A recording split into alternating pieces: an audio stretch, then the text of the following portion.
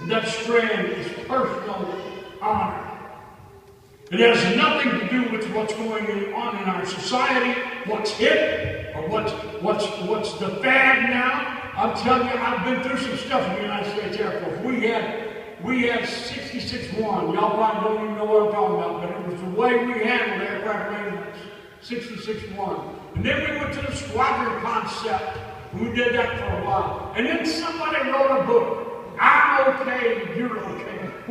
Benjamin Harris wrote a book, and we were just, I'm okay, and you were okay, and together all over the place. We were in our leadership schools, in our NCO academies, and we were talking about transactional analysis. Oh, we were sitting in circles and holding hands.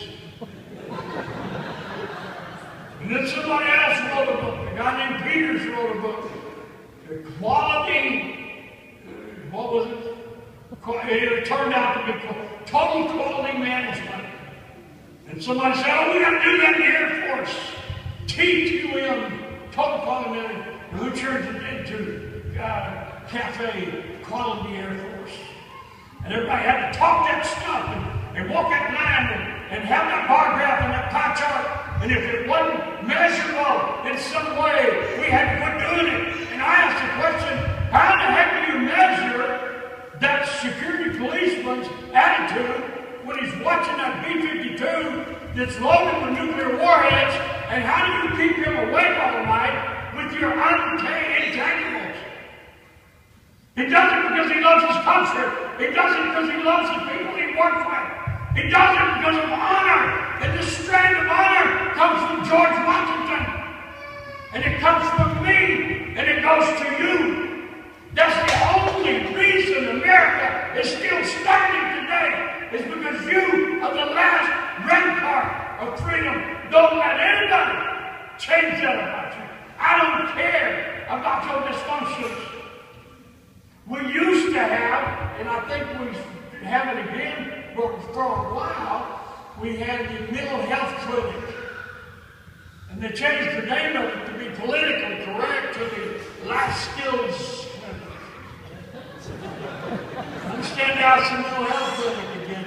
If you've got some issues, go fix it. I'll give you an hour.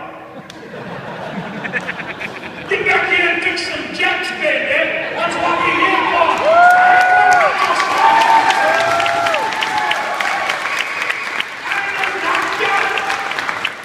I'm an airman. I bleed this stuff. I love Jet before. I love Jets. On this one here, this thing got a cousin. It's called a J79. I noticed this engine's got a skate down on it and 2 Coke bottles. Anybody know what I'm talking about? Yep. Yeah, y'all ain't the first one to talk like that. Yeah, and them Coke bottles freeze up in there. I'll give you a trick. They freeze up, throw some hydraulic fluid on it, let them set for an hour. That's all right. Yeah, it's not in the book, I don't think. Yeah. But if you don't love this thing, please go do something else. If you've got such issues that you can't fall in love with the most beautiful thing in the world, you got some issues, leave, please. Leave. Go do something else. Because we don't have time for your dysfunctions. And let me tell you something. Your dysfunctions are not too big for you to get over it. Can I tell you a personal story? And if you've watched this thing on YouTube, you've heard this, but I'm going to tell you something. Is that okay? Me and my wife adopted kids. We had 2 white ones, 2 black ones, and 1 Filipino. We had the Rainbow Coalition at my house. And my deal with children is you don't lie to children. And you be a father. See, I'm not cut out to be a mom. I ain't plumbed right. I'm not a mom, I'm a dad. And so we didn't get bedtime stories for my children and hugs and all that stuff. They got body slams and arm wrestling. I tell my children to go to bed, they say, you ain't body slammed us yet. And we got arm wrestle yet. And so that was their way of putting off bedtime. And so we would arm wrestle. And I never even pretended that they were strong. You know how some people arm wrestle with a little 4-year-old say, oh, you're getting your daddy out. Bam! You know why I beat you? Because I'm bigger than you and I'm stronger than you. The only way you're going to beat me is get big and strong like me. Even the 4-year-old girl. Bam! So we adopted a little boy. We had 3 kids, and we adopted Michael. Michael was 8 years old. And Michael had been abused in every form and fashion that you can imagine. If I were to start telling you stuff that Michael went through, it would make me cry and I wouldn't be able to talk. But he had been abused badly. And when he came to us, he had an afro that had its own area code. I mean, literally, he could turn his head and then it would follow. He had a huge afro. Little guy, 8 years old, his arms about this big around. And he came in our house the first night, and we're getting ready to go to bed, and I'm arm wrestling. And so he don't know exactly what's going on here. He's been moved from house to house and abused and misused and left and neglected, and now I'm arm wrestling. And so he walks up and he, real stoically, looks up at me and he says, I can beat you. You can't. Yeah, I'm strong. Okay. My wife called me to the side and she said, you know, we read Michael's records. It's probably not a good idea for you to introduce him to defeat this early in a relationship. And I said, Mama, you do mama stuff. I'll do daddy stuff. This is my realm. This is what I do. Okay, but you need to remember, he's very sensitive right now. Okay. So we hooked up, and I said, you ready? He said, yes. BAM! I beat you. You know why I beat you? Because I'm bigger than you and I'm stronger than you. The only way you're going to beat me is get big and strong like me. Ah! You know what he said? You know, kids can talk to you and not say a word. You know what he said? He said, what did you say? I'm going to beat you one day. I'll be back, he said. I'll be back, he said. I mean, that jaw locked up. He said, okay. So we did that every night. 8 years old, bam. 10 years old, bam. 14 years old, bam. 16 years old, bam. 18 years old, bam. And he never smiled. He always gave me that same look. And then he went to the Marine Corps. That's one thing I never broke him from. He went to the Marine Corps. And I told him as he left the house, by the way, I told him when he was 8, if you want to be a Marine, you need to learn how to swim. You know what that boy told me at 8? Dad, you don't know about the Marine Corps. You're in the Air Force. Besides, us black people don't float very well and messes our hair. Okay, son. I would advise you to look up the word Marine. I think it's got something to do with water. You don't know that.